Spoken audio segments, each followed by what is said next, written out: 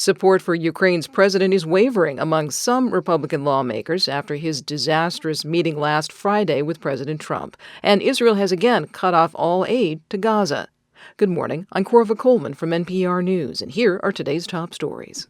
European nations are coming to Ukraine's defense following last Friday's fiery meeting between Ukrainian President Volodymyr Zelenskyy and President Trump. British Prime Minister Keir Starmer is working to create a peace deal to end Russia's war in Ukraine. Meanwhile, top Republicans in the U.S. are questioning Zelenskyy's leadership of Ukraine following Friday's disastrous meeting. But NPR's Luke Garrett reports not all of the GOP is on the same page. House Speaker Mike Johnson of Louisiana threw his support of Zelenskyy into doubt on Sunday. He told NBC News, either he needs to come to his senses and come back to the table in gratitude, or someone else needs to lead the country to do that. On Friday, following the tense Trump-Zelenskyy meeting, Republican Senator Lindsey Graham of South Carolina suggested Zelenskyy should resign or change. But on Sunday, GOP Senator James Lankford of Oklahoma told NBC News he disagrees. I'm not interested in calling on the resignation of other world leaders. Independent Senator Bernie Sanders of Vermont defended Zelenskyy outright on NBC News. Zelenskyy is leading a country trying to defend democracy against an authoritarian dictator, Putin, who invaded his country. Luke Garrett, NPR News, Washington. Meanwhile, Speaker Johnson also criticized Vladimir Putin. Johnson says Putin is dangerous and not to be trusted. Israel is pressuring Hamas to agree to a new variation of the ceasefire agreement with Hamas for Gaza. Hamas has not accepted the change. NPR's Kat Lonsdorf says that now Israel has halted all relief supplies into Gaza. Israel has stopped the flow of much-needed aid, like food and medical supplies, into the enclave. Israel controls what gets in and out of Gaza, and aid groups have warned that this blocking of aid violates international law. Other Arab countries have condemned it. NPR's Kat Lonsdorf reporting. Israel says the change to the ceasefire calls for the release of more hostages and that it retains the right to go back to war if negotiations fail.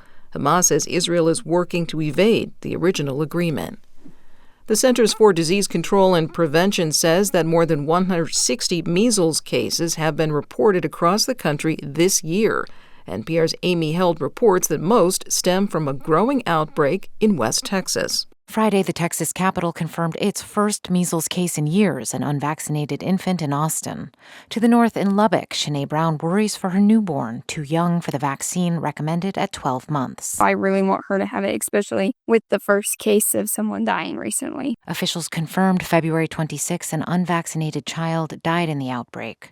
In Gaines County, where it started, the kindergarten vaccination rate is around 82%. To protect against outbreaks, the CDC says it should be 95%. Otherwise, an infected person can spread it to 12 to 18 people without immunity on average. Measles is one of the most contagious diseases, far easier to catch than flu or COVID. Amy Held, NPR News.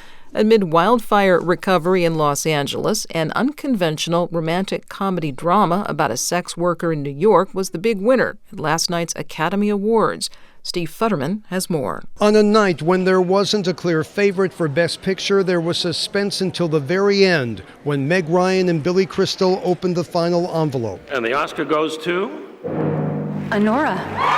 Anora, the story of an exotic dancer and sex worker who falls in love and marries the son of a Russian oligarch, won Best Picture along with a slew of other awards. And the Oscar goes to Mikey Madison.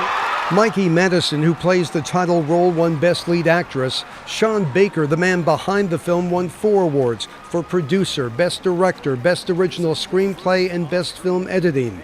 Adrian Brody won Best Lead Actor for The Brutalist. Other acting awards went to Zoe Saldana and Kieran Culkin. For NPR News, I'm Steve Futterman at the Academy Awards in Hollywood. This is NPR.